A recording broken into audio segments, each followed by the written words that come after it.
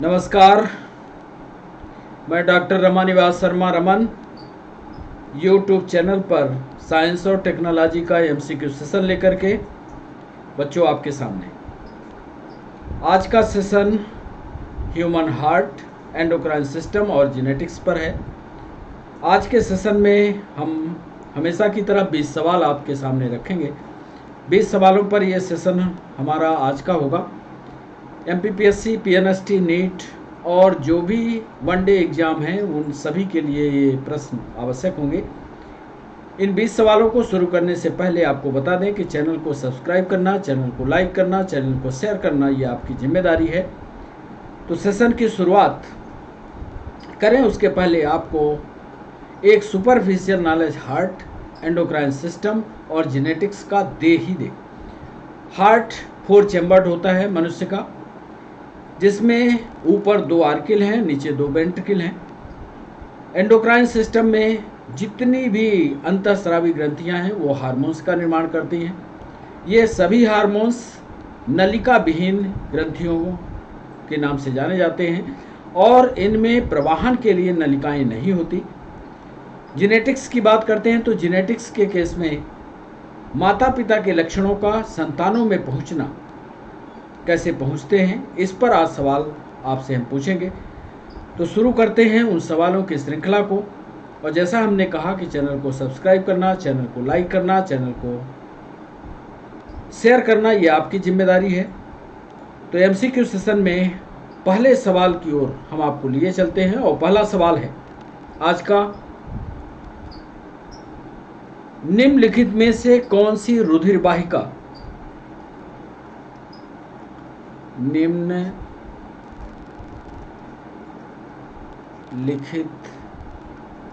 में से कौन सी रुधिर वाहिका यानी ब्लड वेसल्स सामान्यतया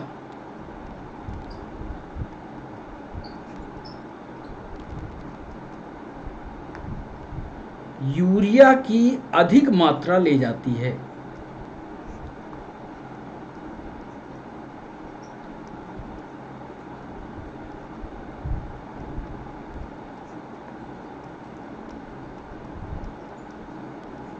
पहला सवाल है, निम्नलिखित में से कौन सी रुधिर वाहिका या ब्लड वेसल ज़्यादा मात्रा में यूरिया को ले जाती है?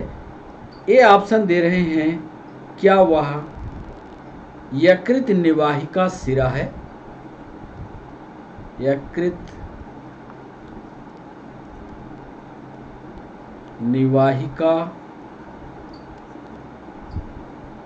सिरा, या अंग्रेजी में इसको कहें तो हिपैटिक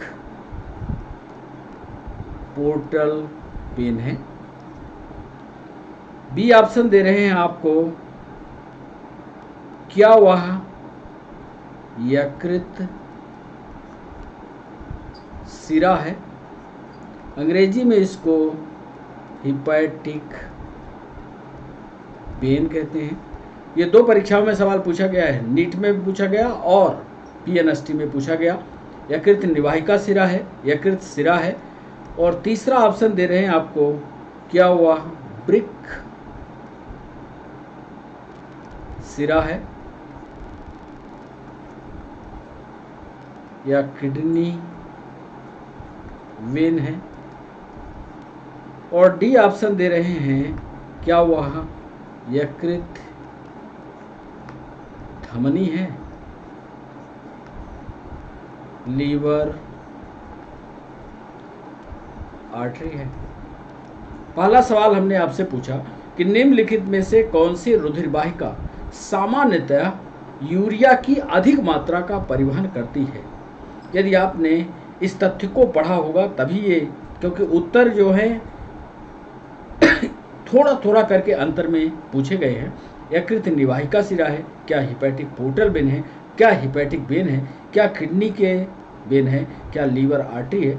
सही जवाब आप बताइएगा। दूसरा सवाल आपसे पूछते हैं, अंग्रेजी में इसको सिस्टोलिक कहते हैं। सिस्टोलिक, या हिंदी में आप इसको प्रकुंचक कह सकते हैं, प्रकुंचक, एवं प्रसारक, एवं प्रसारक यानी डायस्टोलिक।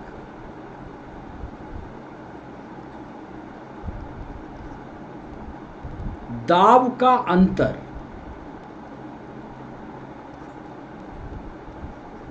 दाब का अंतर क्या कहलाता है?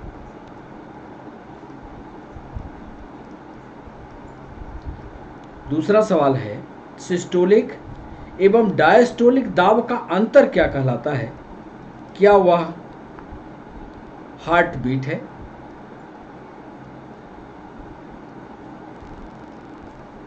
हिंदी में कहेंगे हृदय स्पंदन है। क्या वह नाड़ी दाब है?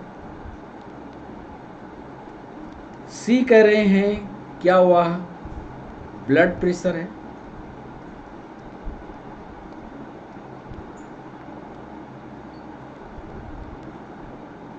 और डी ऑप्शन दे रहे हैं क्या रक्त में शुगर की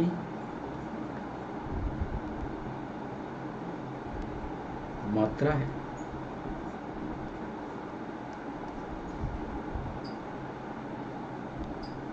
नाड़ी दाब का यहाँ मतलब वेसल्स प्रेशर्स आप कह सकते हैं, वेसल में जो प्रेशर है उसको कह सकते हैं। सिस्टोलिक हो जाए और डायस्टोलिक हो जाए। सिस्टोलिक का मतलब हार्ट सिकुड़ जाए और डायस्टोलिक का मतलब हार्ट फैल जाए। दाब का अंतर, इन दोनों के बीच का डिफरेंस क्या कहलाएगा? क्या वो हार्ट बीट है? क्या वह वेसल्स का प्रेशर है? क्या वह ब्लड का प्रेशर है? क्या रक्त में शुगर की मात्रा है? थोड़ा सा कठिन सवाल है, करने की कोशिश कीजिएगा। ये था दूसरा सवाल। तीसरा सवाल आपसे पूछते हैं। तीसरा सवाल पूछा गया यूपीएससी में, फुटबॉल खेलने के बाद, जैसा सवाल लिखा था ठीक वही लिखा, फुटबॉल खेलने के बाद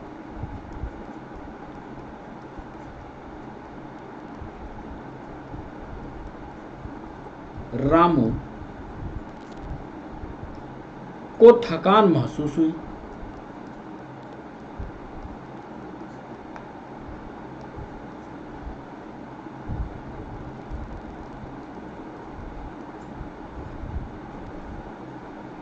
और वो तेजी से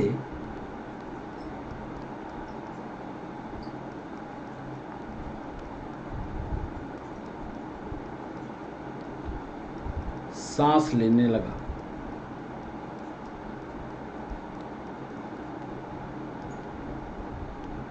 इसका क्या संभव, इसका क्या संभव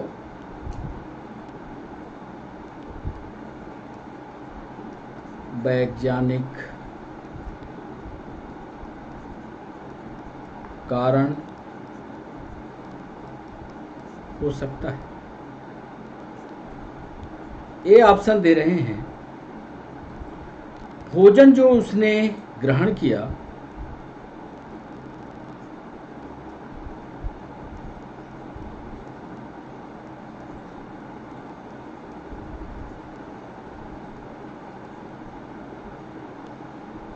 वो खत्म हो गया।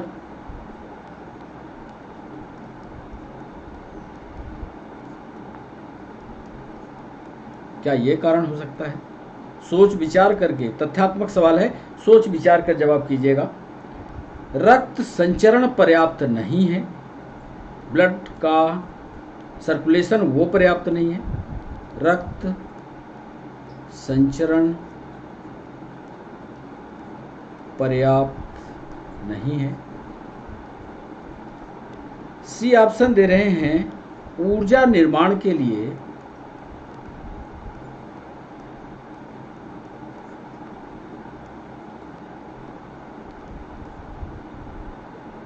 ऑक्सीजन की आपूर्ति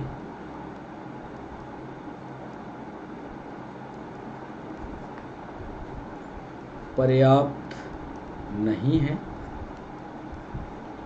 और डी ऑप्शन दे रहे हैं पसीने के द्वारा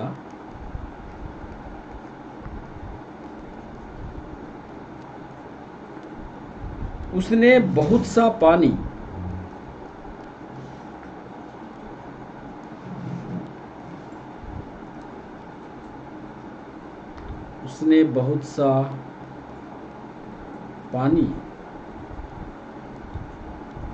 खो दिया है। फुटबॉल खेलने के बाद एक बंदा फुटबॉल खेल रहा था जिसका नाम रामू था। उसको थकान लगी और वह तेजी से सांस लेने लगा। इसका संभवतः वैज्ञानिक कारण क्या हो सकता है कि जो उसने भोजन किया वो खत्म हो गया। रक्त संचरण पर्याप्त नहीं है, काफी उत्तर नजदीक है। ऊर्जा निर्माण के लिए ऑक्सीजन की आपूर्ति पर्याप्त नहीं है। पसीने के द्वारा उसने बहुत सा पानी खो दिया है। तो ये तीसरा सवाल। चौथे सवाल पर आइए। अंतःस्रावी ग्रंथियों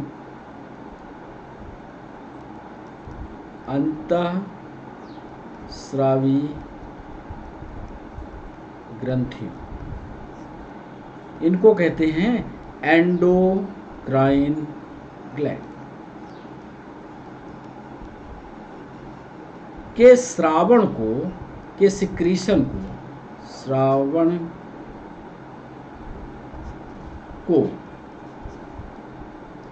क्या कहते हैं?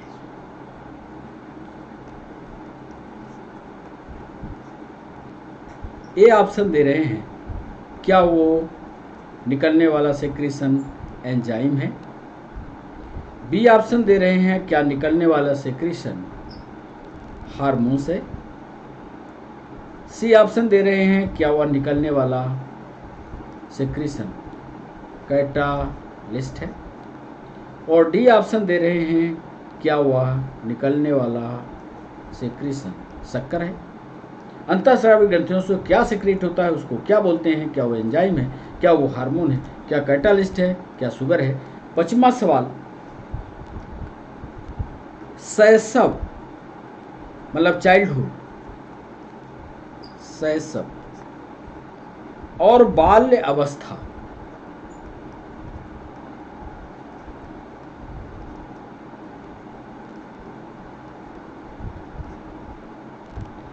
में थायराइड ग्लैंड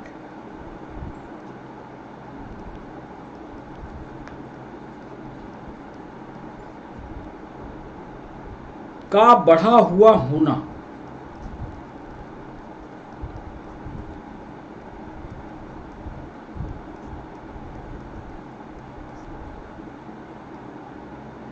कम वृद्धि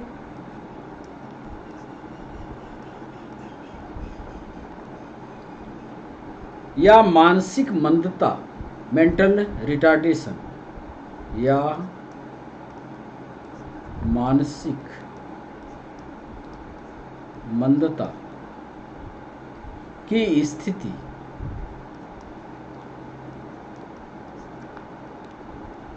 को क्या कहते हैं? फिर से सवाल पढ़िएगा। शैशव अवस्था में जब बच्चा छोटा है और बाल काल में यदि वो आ जाए और थायराइड ग्लैंड बढ़ जाए या थायराइड हार्मोन्स बढ़ जाए तो कम वृद्धि या मानसिक मंदता की स्थिति को क्या कहेंगे? ये हमारा सवाल है।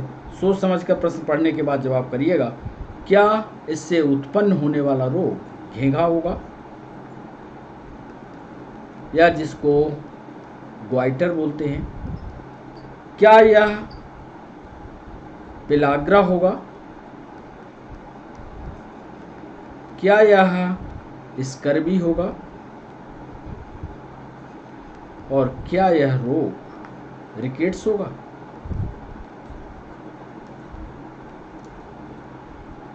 शैशव और बाल्यावस्था में थायराइड ग्लैंड का बढ़ा हुआ होना,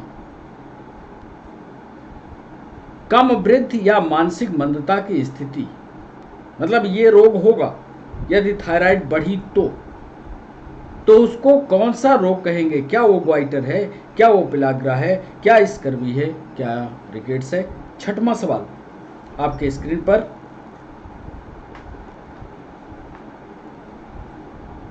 एक सवाल प्रैक्टिकल सवाल पूछा, आप प्रश्नों के प्रकार के बारे में, प्रश्नों के प्रकार के बारे में हल्के से भय के साथ, हल्के से भय के साथ परीक्षा कक्ष में, जैसे कल जब एमपीपीएससी प्री की परीक्षा देते बच्चे गए होंगे, परीक्षा कक्ष में प्रवेश कर रहे हैं।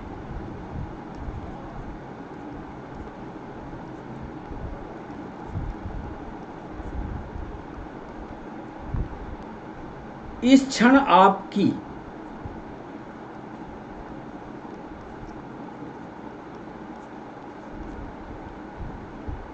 कौन सी अंतःस्रावी ग्रंथि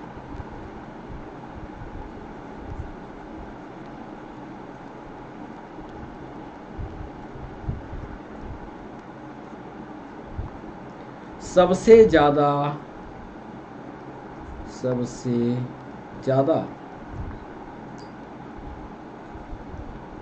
सक्रिय होगी? ए ऑप्शन दे रहे हैं। क्या वह थायराइड है?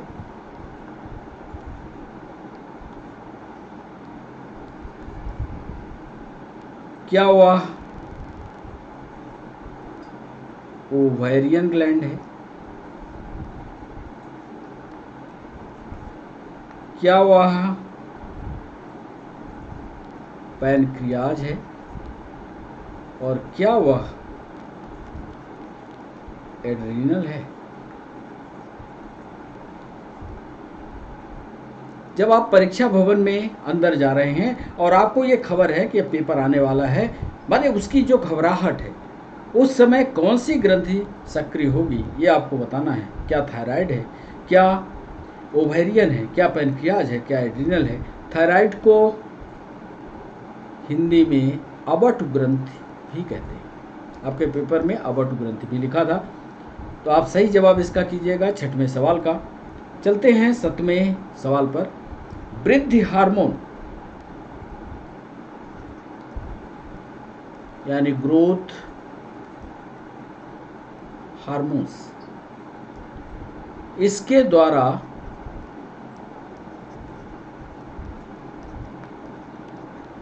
स्रावित होते हैं।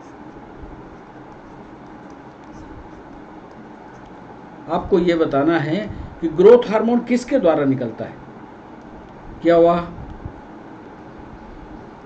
लीवर की ग्लैंड से निकलता है? बी ऑप्शन दे रहे हैं, क्या वह पिट्यूटरी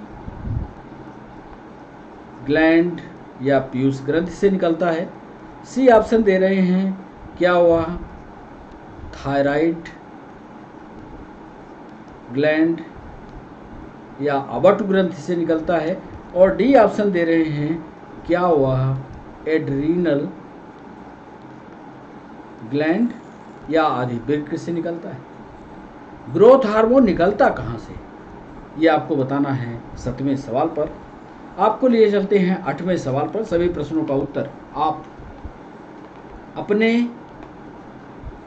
उत्तर बॉक्स में रखिएगा। कितने उत्तर, लास्ट में हम आपको उत्तर बताएंगे, आपसे कितने उत्तर बने इसका फैसला आप खुद करिएगा। 8वें सवाल पर, आयोडीन हार्मोन का एक महत्वपूर्ण घटक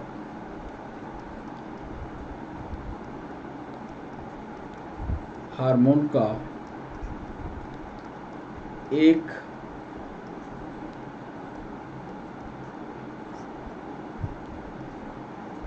महत्वपूर्ण घटक है जो निम्न ग्रंथि के द्वारा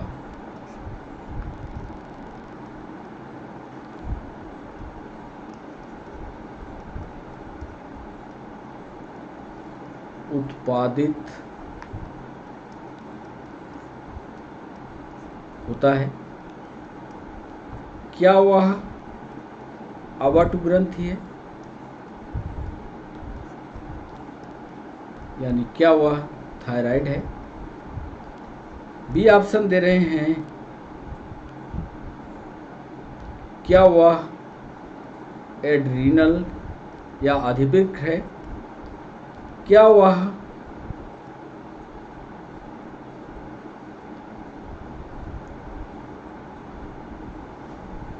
हाइपोथैलेमस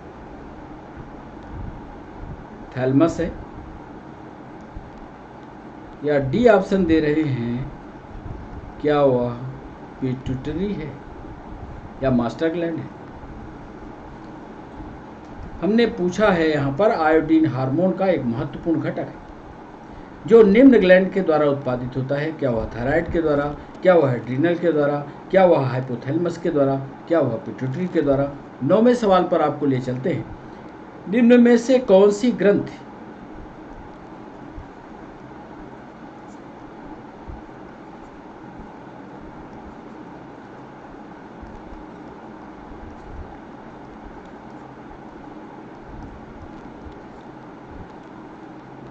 शरीर में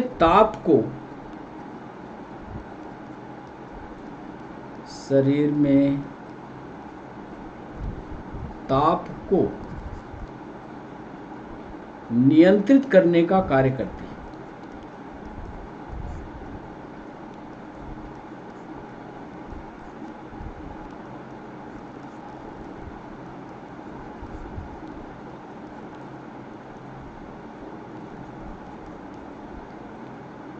ए ऑप्शन दे रहे हैं, क्या वह पीनियल ग्लैंड है?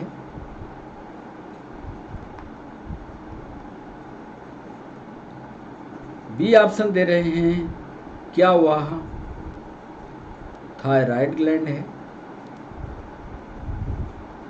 सी ऑप्शन दे रहे हैं, क्या वह हाइपोथैलेमस है? और डी ऑप्शन दे रहे हैं, क्या वह पिट्यूटरी ग्लैंड है? निम्न में से कौन सी ग्लैंड शरीर में टेम्परेचर को कंट्रोल करने का काम करती है? ठीक से सवाल को पढ़िएगा। पीनियल ग्लैंड है कि थायराइड है कि हाइपोथैलेमस है कि पिट्यूटरी है? 10वां सवाल जेनेटिक्स से जुड़ा हुआ है। आनुवांशिकता नियंत्रण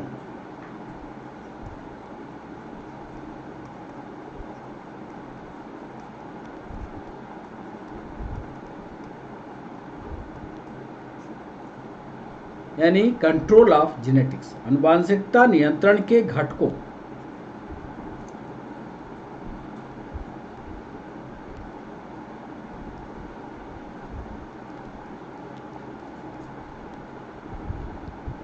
के लिए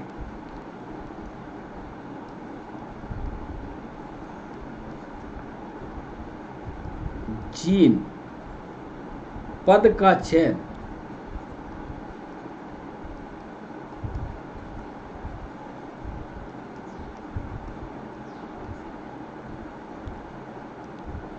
किस वैज्ञानिक ने किया?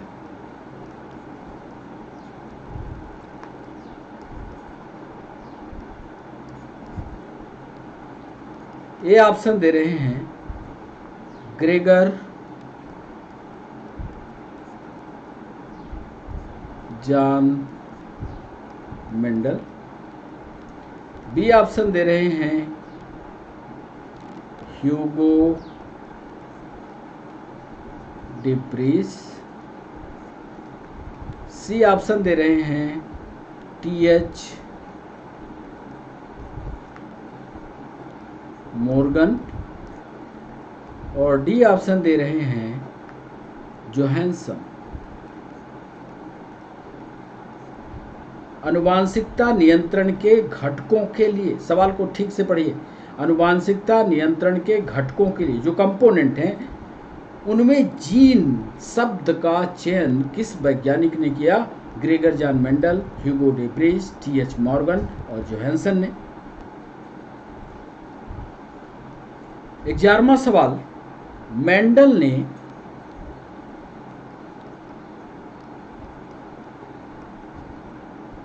मटर के पादपों में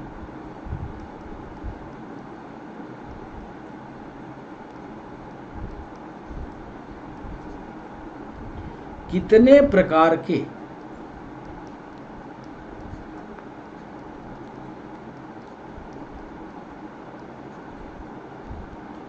विषम लक्षणों को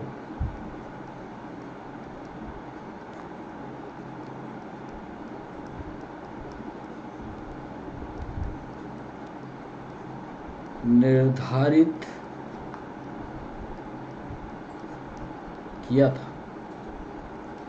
ए ऑप्शन दे रहे हैं 2, बी ऑप्शन दे रहे हैं 5, सी ऑप्शन दे रहे हैं 7 और डी ऑप्शन दे रहे हैं 9। मेंडल ने पादपों यानी प्लांट्स में कितने प्रकार के हेट्रोगैमस कैरेक्टर्स को डिफाइन किया? 2, 5, 7, 9। सोच समझ कर जवाब कीजिएगा। 12वां सवाल, एकल लक्षण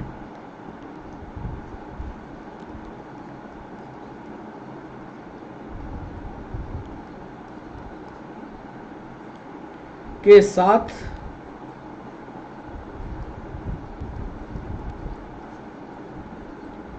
संकरण प्रयोग करना हाइब्रिडाइजेशन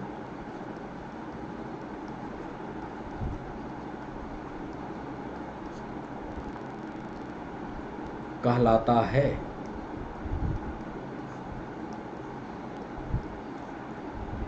ए ऑप्शन दे रहे हैं डाई हाइब्रिड, बी ऑप्शन दे रहे हैं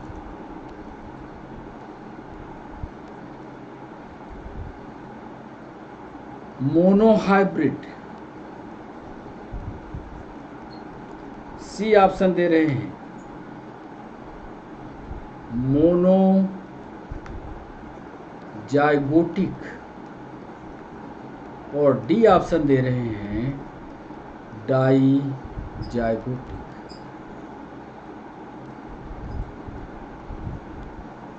एकल लक्षण के साथ जब क्रॉस कराया जाए तो इसको क्या कहोगे आप? क्या वो डाई हाइब्रिड है, क्या मोनो हाइब्रिड है, क्या मोनो जायगोटिक है या डाई जायगोटिक है? 13वें सवाल पर आपको लिए चलते हैं। एक युग्मक में होते हैं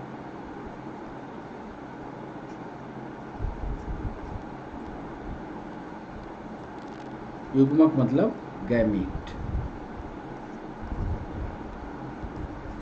में होते। सोच समझकर जवाब कीजिएगा। एक जीन के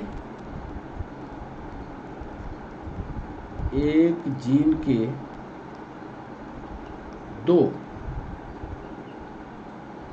युग्म विकल्पी, बी ऑप्शन दे रहे हैं एक जीन का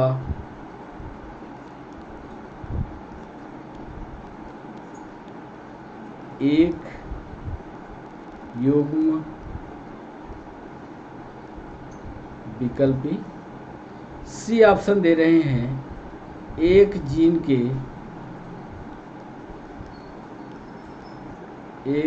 के सभी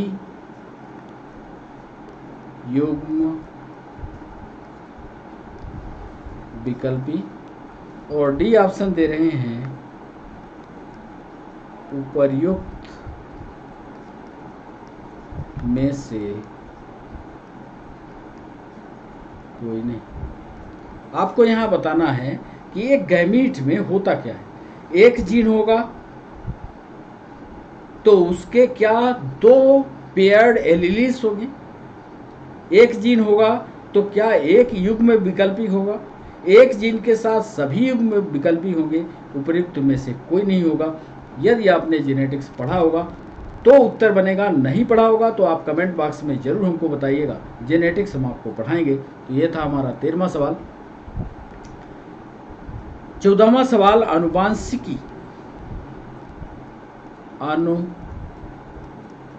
वांशिकी के जनक कौन है? आपको बताना है क्या वो मोर्गन है। बी ऑप्शन में आपको बताना है क्या वो मेंडल है। सी ऑप्शन में आपको बताना है क्या वो डार्विन है। और डी ऑप्शन में बताना है क्या वो हचिंसन है। आनुवांशिक के जनक कौन है, फादर कौन है, ये आपको बताना है। क्या वो मॉर्गन है, क्या वो मेंडल है, क्या वो डार्विन है, क्या वो हचिंसन है। 15वां सवाल, मेंडल ने किस पर कार्य किया? मेंडल ने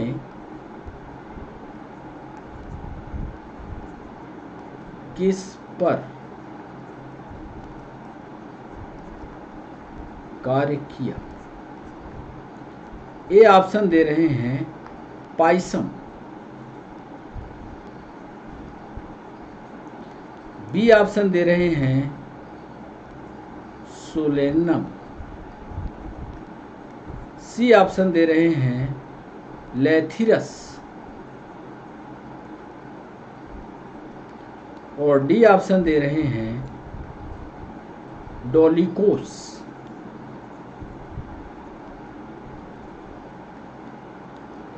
मेंडल ने किस पर कार्य किया है? किस प्लांट का नाम ये पूछ रहा है। क्या वो पाइसम है, क्या वो सोलेनम है, क्या वो लेथिरस है, क्या वो डोलिकस है। 16वां सवाल, अचानक होने वाला, सडन, अचानक होने वाला वंशागत परिवर्तन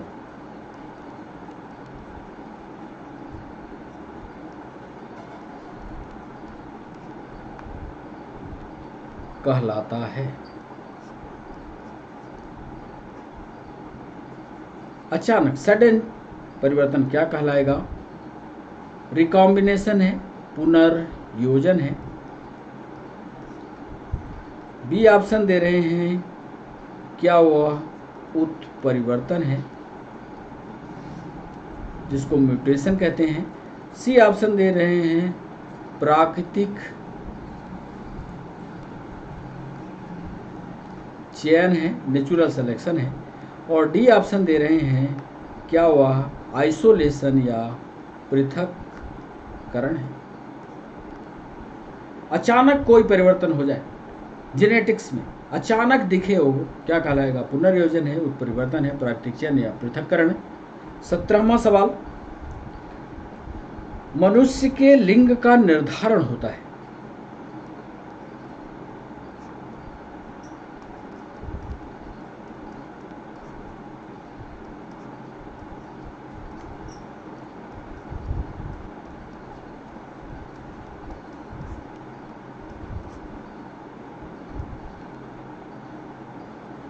ए,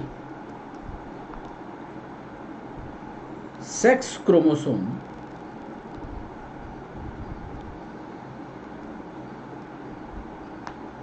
जो पिता द्वारा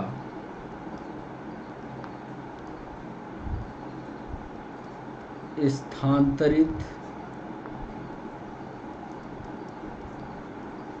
होते हैं। बी ऑप्शन दे रहे हैं सेक्स क्रोमोसोम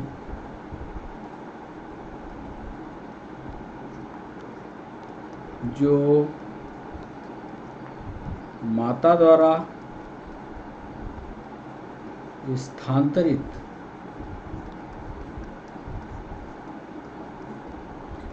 सी ऑप्शन दे रहे हैं आ और बा, यानी ए और बी दोनों, ए और बी दोनों। और डी ऑप्शन दे रहे हैं नन, यानी कोई भी नहीं।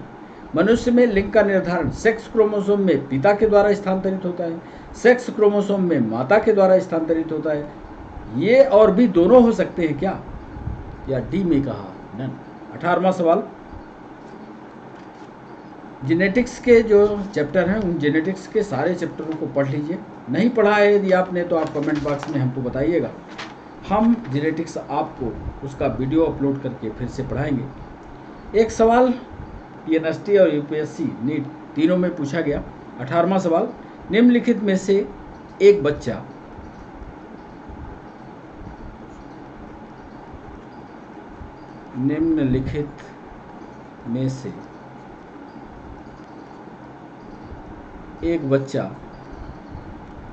अपने माँ की आवाज़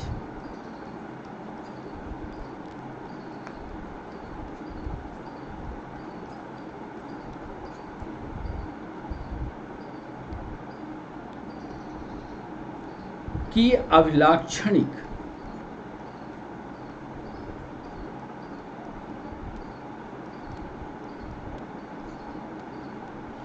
ध्वनि को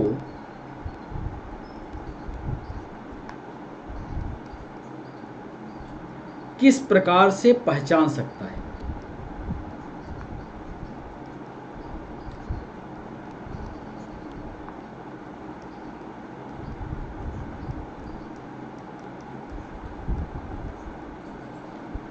ये ऑप्शन दे रहे हैं इंटेंसिटी से या फ्रीक्वेंसी से, तीव्रता से,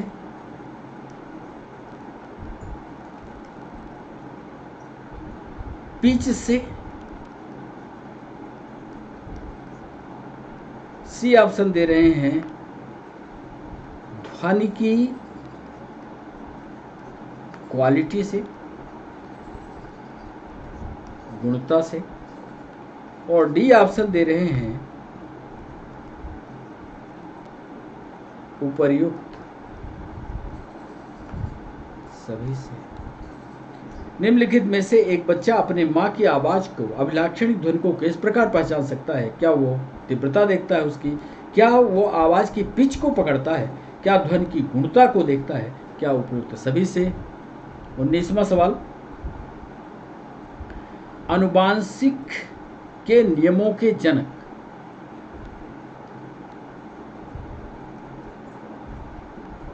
आनुवांशिक के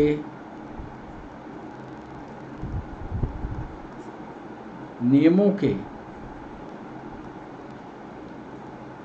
जनक कौन है?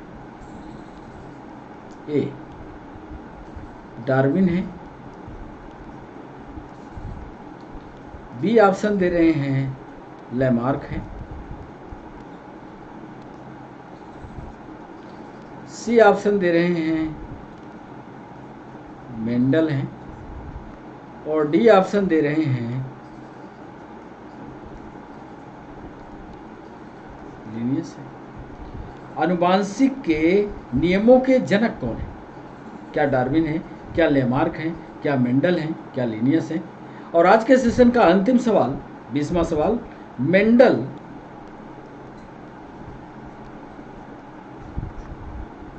आनुवांशिकी के नियम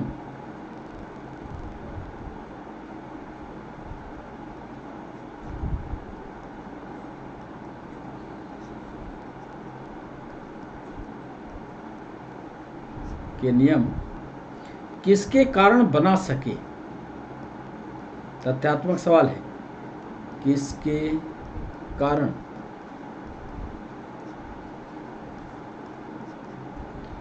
ए ऑप्शन दे रहे हैं आंकड़ों का गुणात्मक विश्लेषण किया, आंकड़ों का गुणात्मक विश्लेषण किया। बी ऑप्शन दे रहे हैं उसके गणित और उनके गणित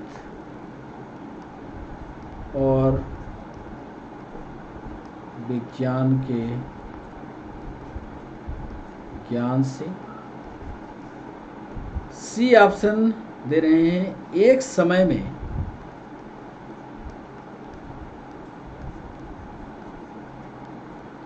एक ही लक्षण को लेकर।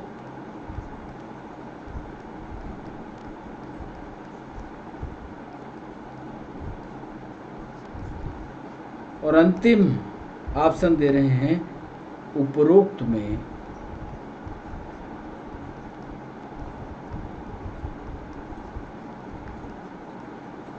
कोई। मेंडल ने आनुवंशिकी के नियमों में किसके कारण, आनुवंशिक के नियम किस चीज के कारण, कौन सी चीज का आधार बना करके वो बना पाए, आंकड़ों का गुणात्मक विश्लेषण किया।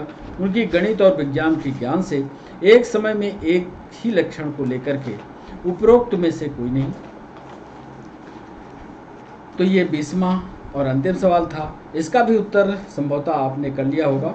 तो अब हम सीधे उत्तर की ओर आपको लिए चलते हैं। पहले सवाल का उत्तर बताएं आपको। अब आप अपना उत्तर चेक कीजिएगा। पहले प्रश्न का सही जवाब था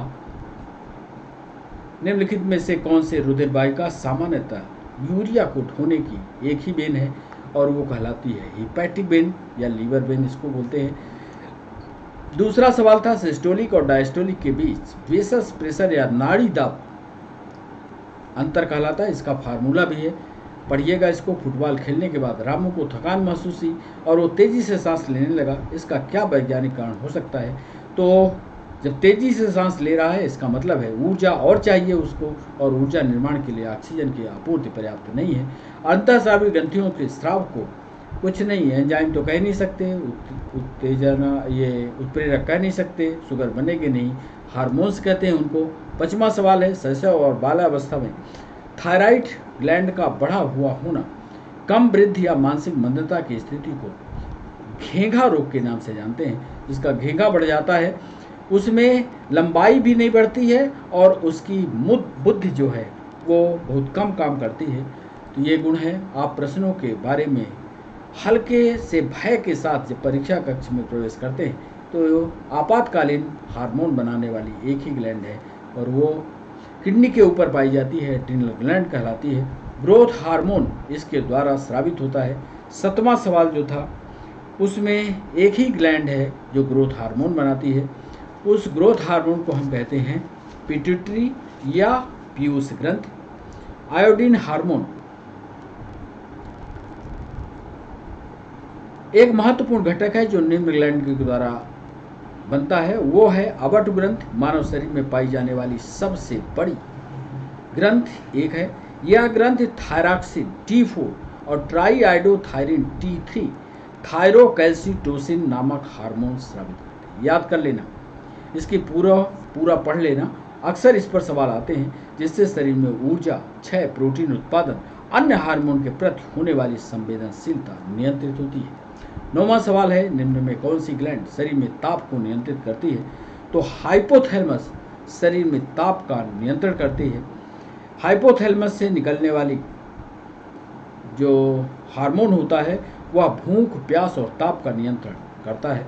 यह आप लोग को कई बार हमने अनअकैडमी के प्लेटफॉर्म पर पढ़ाया भी है। 10वां सवाल अनुवांशिकता नियंत्रण के घटकों के लिए जीन पद का चयन किस वैज्ञानिक ने किया? तो ये थे W जॉनसन और 1909 में सर्वप्रथम जीन शब्द का प्रयोग किया। जीन अनुवांशिक क्रिया की मूल इकाई है, जबकि ग्रेगर मेंडल को अनुवांशिकी का पिता कहा जाता है। इस प्रकार ह्यूगो डे ब्रिज ने 2 अन्य वैज्ञानिकों के साथ मिलकर के मेंडल ने तीनों नियमों की पुष्टि की थी। इसको विस्तार से पढ़िएगा। 11वां सवाल है मेंडल ने मटर के पादपों में कितने प्रकार के विषम लक्षणों को आपकी किताब पर लिखा होगा? ये लक्षण थे 7। मेंडल ने विभिन्न प्रयोगों के बाद मटर के 7 जोड़ी गुणों, बीज की आकृति, ध्यान से सुनो, बीज की आकृति, बीज पत्र का रंग, पुष्प का रंग, फली की आकृति, फली का रंग, पुष्प की स्थिति और पौधों की लंबाई को चुना। जो हम 7 लक्षण बता रहे हैं इनको याद रखना, जिसमें से प्रत्येक जोड़े का एक गुण प्रयोग के दौरान दूसरे गुण को दबाने की क्षमता रखता है। इसी कारण उन्होंने पहले को प्रभावी और दूसरे को अप्रभावी कहा। वक्त लगा और यदि आपने चाहा तो हम इसको जेनेटिक्स को विस्तार से आपको पढ़ाएंगे। 12वें सवाल पर एकल लक्षण के साथ प्रयोग करना स्वाभाविक है, मोनोहाइब्रिड क्रॉस कहलाता है, जिसमें एक लक्षण को लेकर के क्रॉस कराते हैं। एक गैमीट में क्या होता है, यह सवाल है। एक गैमीट में एक जीन होता है, एक उसका एलील होता है, यानी इसका बी ऑप्शन सही है। अनुवांशिक के जनक कौन है, तो ये तो सबको रटा है, इसके पहले हमने उत्तर बता दिया, मेंडल। मेंडल ने किस पर कार्य किया है, तो पाइसम पर किया है, इसका वैज्ञानिक नाम है। मदार पर नहीं किया, लेथिरस पर नहीं किया, डोलिकास पर नहीं किया है। अचानक होने वाला जो वंशागत परिवर्तन होता है वो हमेशा म्यूटेशन की श्रेणी में आता है, इसको परिवर्तन कहते हैं। मनुष्य में लिंग का निर्धारण, 17वां सवाल। नर और मादा में आप जानते हो 46 गुणसूत्र होते हैं, इसमें 44 गुणसूत्र दोनों में समान प्रकार के होते हैं, जबकि 2 गुणसूत्र अलग अलग होते हैं। नर में XY और मादा में XX गुणसूत्र होते हैं। मादा में चूंकि दोनों X गुणसूत्र समान प्रकार के होते हैं, अतः इनमें सभी गैमीट्स समान होते हैं, जबकि नर में बना X गुणसूत्र वाला युग्मक मादा तथा Y गुणसूत्र नर के लिए लिंग का निर्धारण करता है, इसलिए इसका ए ऑप्शन सही। निम्नलिखित में से एक बच्चा अपनी मां की आवाज के अभिलाक्षणिक ध्वनि को किस प्रकार से पहचानता है, ये बड़ा इंपॉर्टेंट सवाल है। एक बच्चा जो है अपनी मां की आवाज को कैसे पहचानता है, क्या तीव्रता है, क्या पिच है, तो प्रत्येक ध्वनि की तीव्रता और पिच परिवर्तित हो सकती है, परंतु उसकी गुणता उसे आसानी से पहचान दे सकती है, यानी इसका सही ऑप्शन होगा ध्वनि की गुणता से। अनुवांशिक के नियमों के जनक कौन है, तो इसको आप जानते हैं, तीसरी बार हमने बताया, मेंडल है। और आज के सेशन के अंतिम सवाल पर जब हम पहुंचते हैं तो मेंडल ने अनुवांशिक नियम किसके कारण बना पाए, तो एक ही समय में एक ही लक्षण को लेकर, एक ही समय में एक ही लक्षण। अभी उधर समझाया आपको कि मेंडल अनुवांशिकी के नियम इसलिए दे पाए क्योंकि उन्होंने एक समय में एक ही लक्षण को लेकर के व्यवस्थित रूप से अध्ययन किया। मेंडल के समय और उसके पहले समान दिशा में कार्य करने वाले वैज्ञानिक, ध्यान से हमारी बात सुनना, कि असफलता का मुख्य कारण यह था कि एक समय में बहुत लक्षणों को का अध्ययन करते थे, जिससे कोई निष्कर्ष नहीं निकल पाता। इसी तरह के सवालों को अगले सेशन में भी पार्ट 2 में भी लाएंगे। अभी जेनेटिक्स के और सारे सवाल, रेस्पिरेशन के सवाल अगले सेशन में हम शामिल करेंगे। चैनल को सब्सक्राइब करना, चैनल को लाइक करना, चैनल को शेयर करना, ये आपकी जिम्मेदारी है। आज का सेशन कैसा रहा ये जरूर आप अपने कमेंट बॉक्स में लिखिएगा। आज के लिए बस इतना ही। यह हमारा सेशन शाम को 6 बजे लाइव होगा। आप हमारे साथ कोई भी सवाल हो पूछिएगा। आज के लिए बस इतना। बच्चों बाय बाय, नमस्कार।